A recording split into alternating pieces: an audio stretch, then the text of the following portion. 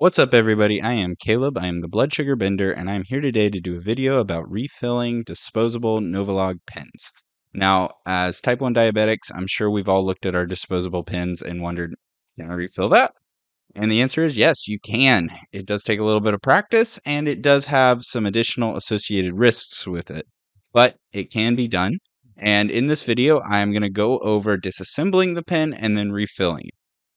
Now, before I get into that, I want to say that there are risks associated with doing this. Namely, you can get air bubbles into your vial that wouldn't have been there otherwise. You need to be careful when injecting that you don't inject air bubbles into your blood. It's bad for a bunch of things, and I won't get into that here. But just be careful. Now, with that out of the way, this is super useful information, and maybe you just are curious, and I hope I can satisfy that curiosity. Um, if you have a broken pen and the insulin's still good, you can refill the good insulin into a good pen. Or if you maybe want to use one of these disposable pens with regular, cheap 1,000 milliliter vial insulin, you can do that now. So, without anything else, let's get into it. Okay, here's going to be your novalog pen that you're taking apart and refilling. You can see I have a few units left in this one, but I think I left it out in the sun, so it's not good anymore. So you want to place your fingers right there in the middle, and you'll feel a little lip where the cap connects to the rest of the body. That's where you want to press. Make sure you press in the middle, not on the actual vial. Just keep pushing until you feel a pop, and then whenever you feel that pop, you can kind of just wiggle the rest of it out of there. You see, and it should come apart in two pieces pretty cleanly. The plunger will now spin freely. There won't be any clicking to be felt. And then there'll be this little piece that kind of hangs out the of that. Don't worry about that. We'll come back to that later. I'll just set it off over here. Next, you have a kind of plunger assembly here.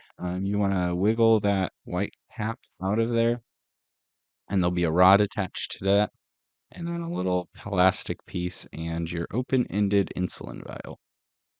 So make sure not to lose that button.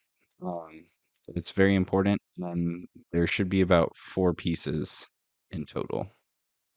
So this vial right here is going to be what we're trying to refill.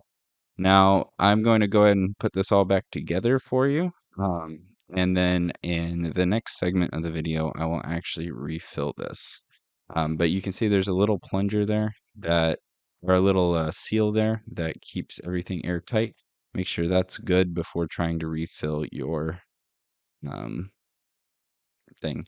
Anyway, this button right here is very important. You see that little divot? You're going to slide that down on top of the air seal, and you kind of have to wiggle it around to get it to fit or lay down just right. And when you do, that divot in the middle should be facing up.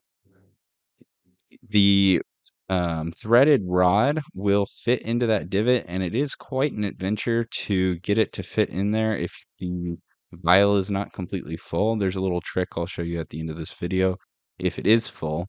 But you kind of have to just connect the cap on there and play with it for a while until it fits, really. I mean, there's not really a secret. It's just kind of annoying.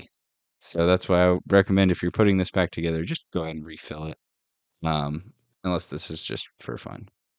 Next, you just slide this top piece back on there. If you want to refill it so that the plunger works again, you have to slide that plunger out.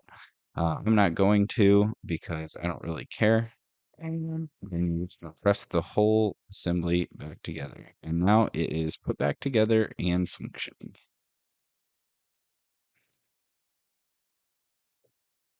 So now we're going to refill it. Refilling it's going to be basically the same idea.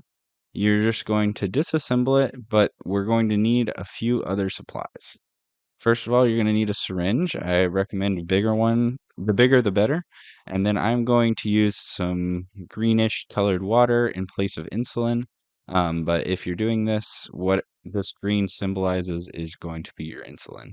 I'm just using it so that you can easily see. And then you're going to need your pen, obviously, and then the syringe, it needs to have a needle. It will not work if you use a syringe without a needle. So I'm using a 100-unit syringe here, but there are some larger ones, and the larger the syringe, the easier it is to refill. So go ahead and start disassembling your pen. As you can see, it can be kind of tough to get open there. So make sure you don't send anything flying, and do not lose your button. Get the vial out. Sometimes you kind of have to tap it. There we go. And here comes the fun part. We move everything so that it looks nice and organized, and we can get onto it. All right. So you have your insulin vial. You grab your insulin refill, and then you're going to suck up the liquid with the syringe that you have. Now, it's important to note here that I did not do this well, mostly because I was not paying too much attention when I made this video. But you want to make sure when sucking up your insulin that there's no air bubbles. It does take a little while to fill up, and I will address this problem in a segment here. But anyway, you want to take your insulin in the pen, or in the syringe, sorry, and then you're going to stick it through this little rubber piece right here. And when you stick it through, that needle is going to go into the vial, into the sealed, sanitized side of the vial. And then you're just going to press it in there, and the air seal will get pushed back without breaking the seal. Now, you saw some bubbles there. That is not ideal and actually dangerous. But since I'm not actually going to be using this in real life, obviously, I didn't really think about it and didn't really care. But like I said, we'll address that in a second here. So just keep redoing this over and over again, taking the insulin and pushing it in there.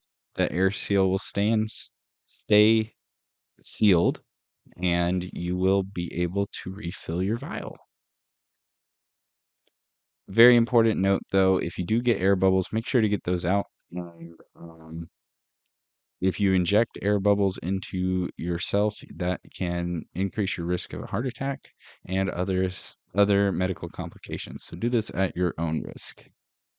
Now, as I mentioned, I did not use proper syringe etiquette. When you use a syringe, um, when you pull it back, there will be a vacuum, and you must keep the syringe actually submerged in the fluid for a while that vacuum fills up. Now, you probably will have a bubble or two in there, like I do. To get those out, you're just going to turn it face upwards and kind of give it a flick. There you go.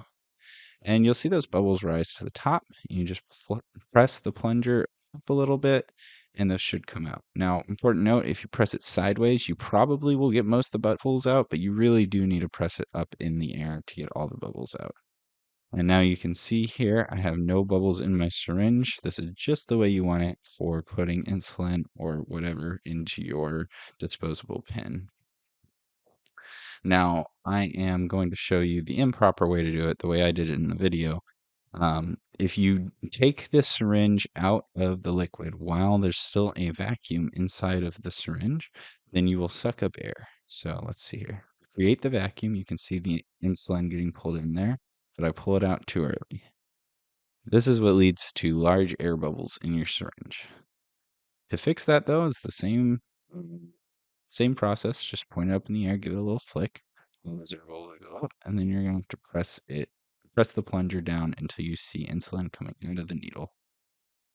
That's how you get rid of all the air bubbles in your syringe.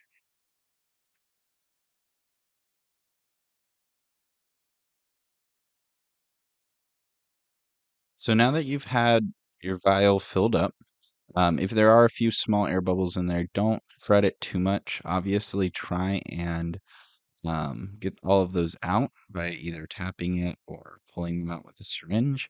But if there's one or two air bubbles, it's not the end of the world. Just be careful not to inject the air bubbles like you would be careful with your normal syringes. So I'm going to throw this off to the side. Grab your orange piece of plastic or whatever color it is container for your vial. Drop it back in there. You don't have to worry about seating it or anything. It'll seat just fine.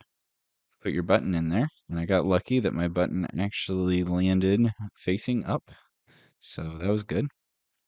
Next, set that to the side and get your rod ready to be placed. So your first instinct is actually going to be to screw this all the way down. And while I completely understand, a little trick that I've found out from the few times that I've done this is actually to screw it the other direction, right?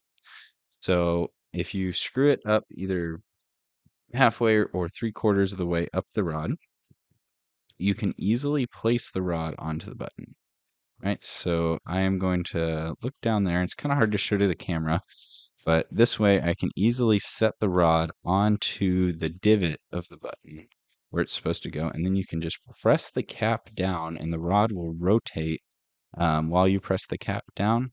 And the cap will just slide right into its spot. And now the rod is in position. Nice little trick there. I like to screw it down a few times just to be sure. Next, you've got your plunger assembly. There is a little slot in there, and you can't really see it in the video, but there's a little slot that that rod will slide into. And when you slide it in, you need to make sure that the outer plunger, which is spinning freely now, is pulled all the way out. Because when you pull it all the way out, that is what actually allows you to reset the plunger. So when putting this together, you make sure that plunger is all the way out. Then you screw it in, and once it's pressed together, you'll feel it start clicking again. And now your pin is ready to be used. Important note, if you don't screw it all the way out, then you will be limited on what numbers that you can pick. So if you only screwed out to 50, you can only screw it out to 50 until you take it back apart and reassemble it correctly. And just to show you that it is working so that you trust me, I'm just going to squirt a few units in here.